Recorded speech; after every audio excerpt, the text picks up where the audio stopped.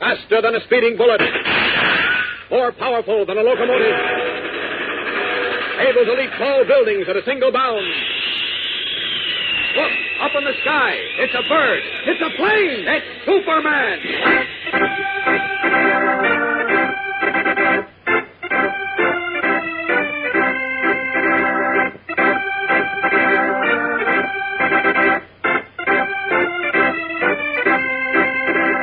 Yes, it's Superman, strange visitor from the planet Krypton, who came to Earth with amazing physical powers far beyond those of mortal men, and who, disguised as Clark Kent, mild-mannered reporter for a great metropolitan newspaper, wages a never-ending battle for truth and justice.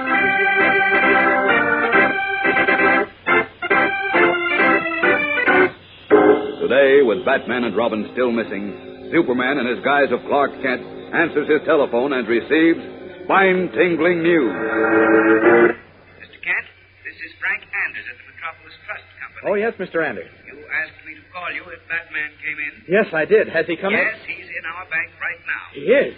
Look, Mr. Anders, hold him. Stall him somehow. Don't tell him anything, and don't let him get away. I'll be there in 1 minute flat.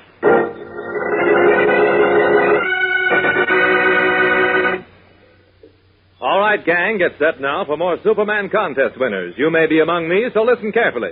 Patricia Ledane, Hartsdale, New York. Bobby Sandy, North Plainfield, New Jersey. Robert Dix, Shenandoah, Pennsylvania. Robert Swidar, Elizabeth, New Jersey. Phil Sands, Port Edwards, Wisconsin. Philip Fleming, Davenport, Iowa. David Wallen, Minneapolis. Robert Katz, Staten Island, New York. Jerry McNally, Anoka, Minnesota.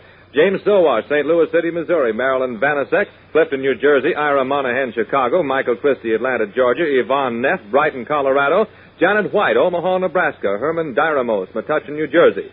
Bill Hart, Glenshaw, Pennsylvania. Zomira Megohest, Cambridge, Massachusetts. Roy Seymour, Brighton, Colorado. Pete Turner, Atlanta, Georgia. John Harris, Minneapolis. Frederick Christensen, Green Bay, Wisconsin. Rose Cannon, Lansford, Pennsylvania. James Miller, Brooklyn, New York. Kenneth Burrows, Great Neck, Long Island. Garland King, Washington, D.C. Sonia Odette, Jamestown, Kansas. Donald Hall, Wollaston, Massachusetts. John Eckenrode, Concord, North Carolina. Larry Powell, Mankato, Kansas. Mary Stone, St. Louis. Dawn Evans, Ringgold, Virginia. Robert Mott, Wyoming, Iowa. Gary Sigler, Norristown, Pennsylvania. Bob Lawrence, Piedmont, California. Don Allison, St. Mary, Ohio. Dorothy Pittman, Savannah, Georgia. David Shosky, Wisconsin Rapids, Wisconsin. Mary Silva, New Bedford, Massachusetts. Mitchell Lazaire, Chicago. Dickie Richardson, Bellport, New York. Bill Easterly, Nunica, Michigan. Mary Wilson, Wyoming, Iowa. George Krause, Atlanta, Georgia. Roy Crone, Quincy, Illinois. Beverly Pearson, Minneapolis. Dwayne Allstott, Omaha, Nebraska. Richard Nolway, Chicago. Gwendolyn Searles, Oregon City, Oregon. Jerry Mann, North Plainfield, New Jersey. And Richard Geisler, Stowe, Pennsylvania. That's all for now. More later in the program, so keep listening.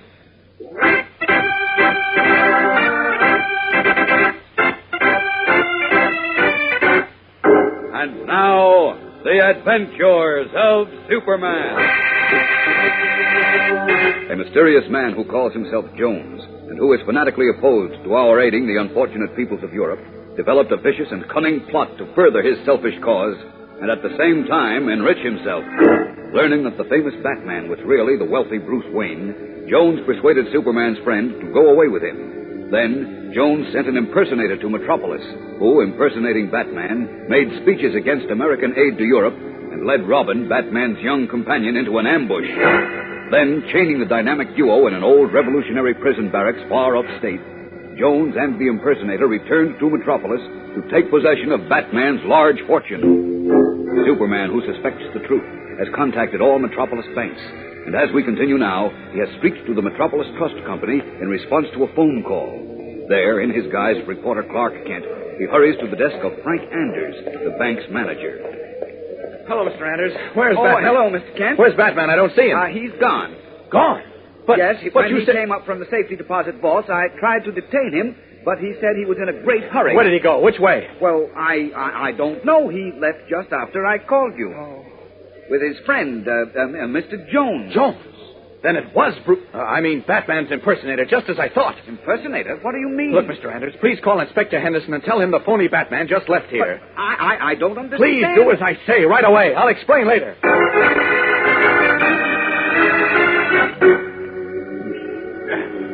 This alley is deserted, so out of these clothes.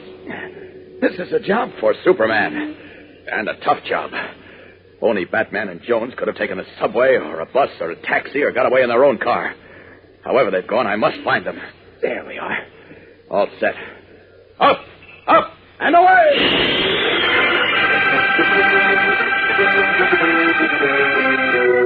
Yes, Inspector, I'll tell him as soon as he comes in. No, I have no idea where he is. Right. Goodbye. Oh, Clark, where have you been? Oh, where haven't I been, Lois?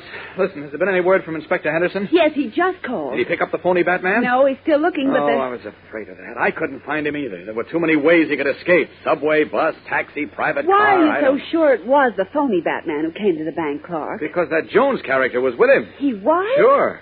They forged Batman's signature, opened his safe deposit boxes, and took his whole fortune. Good heavens. Oh, I'm sure we'll never see the real Batman and Robin again because Jones can't let them live now. Oh, Clark, what'll we do? I don't know, Lois. I don't know. Look, how about the recording of Jones's voice? Any luck with that? No, not yet. Oh, that's The bad. Daily Planet radio station has been broadcasting the record every hour and repeating our offer of $10,000 for anyone who can identify Jones's voice and tell us who he really is. Still no takers? No, not a single one. I've checked with the other stations all over the country who've been playing the recording, too. No soap there either, huh? Just several false leads. Jones has been identified as a famous movie actor, a cabinet official, a general, a champion prize fighter, you know. Uh-huh. But I guess we have to expect those things. Yes, I know we do, but I was hoping somebody would identify him correctly because it's obvious from the way he works that he's no small-time operator. Lots of people must know him. But then I'm sure someone will definitely identify him soon, Clark. We'd better hurry, Lois. Otherwise, I'm afraid we've seen the last of Batman and Robin.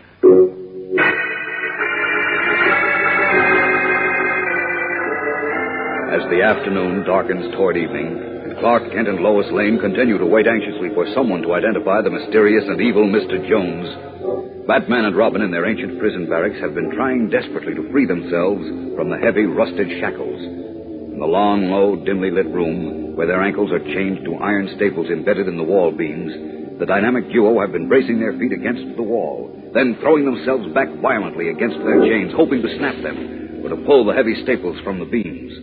Each time they lock their teeth tightly to keep from crying out as the cruel chains cut into the flesh of their ankles. Oh, it's no use, Batman. These chains won't break and... Oh, these staples won't come out. Afraid you're right, Robin.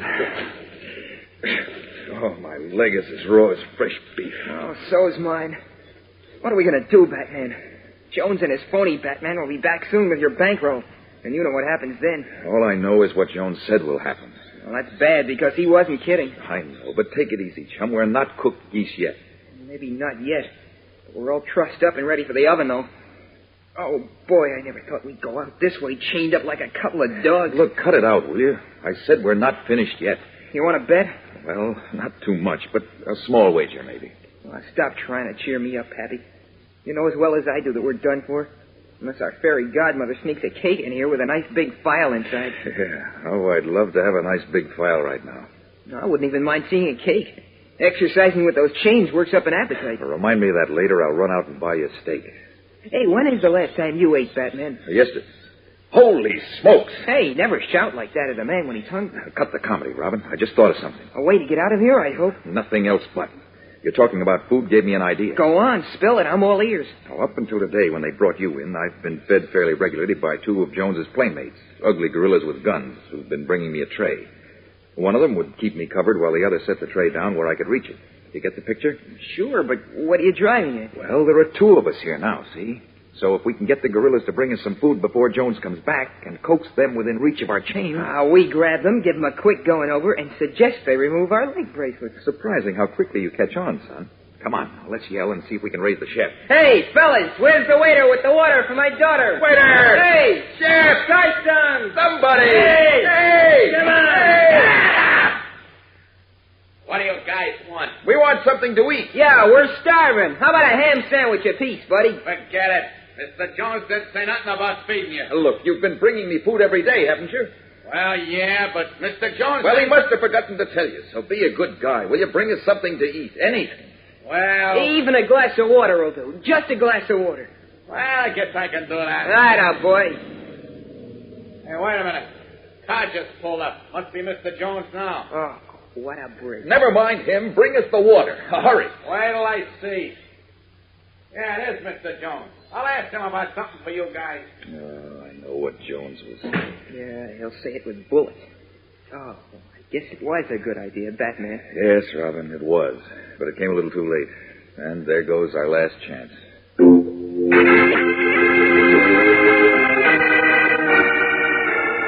Their last hope gone. Batman and Robin wait for the arrival of Mr. Jones. We'll be back in a moment with the tense climax of today's episode. So keep listening. Stand by now for more contest winners. Here they are. Albert Mansley, Wilmington, Delaware. June Bishop, Fitchburg, Massachusetts. James Bristow, Topeka, Kansas. Vincent Rotondo, Trenton, New Jersey. Larry Huddleston, Atlanta, Georgia. Jack Lator, Shorewood, Wisconsin. John Picone, Beverly, Massachusetts. Jerry Cobb, Paducah, Kentucky. Valerie Anderson, Monroe, New York. Mickey Catalano, Chicago. Billy Harrison, Camden, Arkansas. James McCorrell, Omaha, Nebraska. Alvin Hodgson, Wisconsin Rapids, Wisconsin. Donald Bird, Brooklyn, New York. Bernard Dotger, Philadelphia. Marjorie Connick, Norfolk, Virginia. Jerry Pearson, Minneapolis. Kenneth Butts, Topeka, Kansas. Patricia Hitchens, Savannah, Georgia. Richard Hinnershitz, Burnsboro, Pennsylvania. Claude Phillips, Hope, Arkansas. Dorothy Berkowitz, Winthrop, Massachusetts. Bernard Cantor, Brooklyn, New York. Peter Phillip, West Allis, Wisconsin. Ann Daniels, Redwood Valley, California. Edward Zipser, New York City. Grace Ura, Brighton, Colorado. Marianne Giuliano, Chicago. Richard Green, Miami, Florida. Arlene Quicklinski, Milwaukee, Wisconsin. Herbie Cowan, Conyers, Georgia. Daniel Sullivan, Nutley, New Jersey. David Myers, Glenshaw, Pennsylvania. Robert Nuttleman, New York City. Eddie Harmon, Norfolk, Virginia. Tony Tomasula, Norwalk, Connecticut. Gus Brown, New York City. Donna Sparko, Leavenworth, Kansas. Walter Borum, Muskogee, Wisconsin. Stella Rubenstein, Philadelphia. Barbara Ken, Anoka, Minnesota. Robert Hanson, Omaha, Nebraska. Philip Unty, West Allis, Wisconsin. Alan Apter, Philadelphia. Robert Stewart, Wakefield, Rhode Island. Mary Ann Talanian, Jamaica Plain, Massachusetts. Ronald Larson, Minneapolis. Doris Spritzinger, Walnut Port, Pennsylvania. Gregory Rhodes, Bridgeport, West Virginia. Louis Moroney, Huntington, Long Island. And Paul Gurkovich, Walnut, Pennsylvania. That's all we have time for today, gang. If you weren't among these, you may be on tomorrow's list, so don't fail to listen.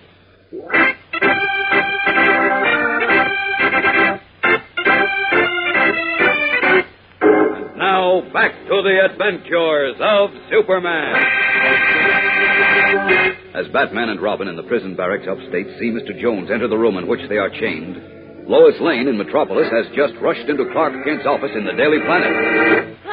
Clark, hurry. What's the matter, Lois? What's up? They just called down from our radio station to say that a man showed up there who says he knows who Mr. Jones is. No kidding. Yes, he's upstairs now waiting for us. Hurry, Clark. He may really know. Out of my way, Lois. I'm practically up there now. Racing past Lois Lane like an arrow shot from a bow, Clark Kent sprints through the city room into the corridor and then, out of sight, leaves his feet and zooms up the 8 flights of steps to the Planet Radio studio in one great bound, as only Superman can.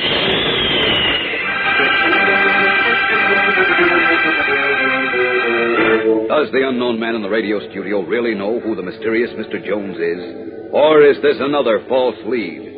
And if he does know, can he direct Clark Kent, who is Superman, to the upstate prison barracks in time to save the lives of Batman and Robin?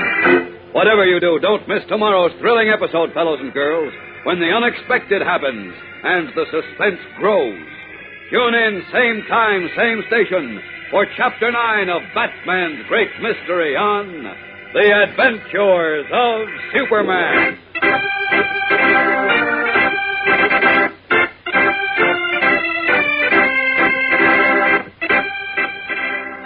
Superman is a copyrighted feature appearing in Superman DC Comics magazine and is brought to you Monday through Friday at this same time. This program came from New York. Stay tuned to your mutual station for Captain Midnight, which follows in just a moment. And right after Captain Midnight, you will hear Tom Mix and his Ralston Straight Shooter. This is a Mutual Broadcasting System.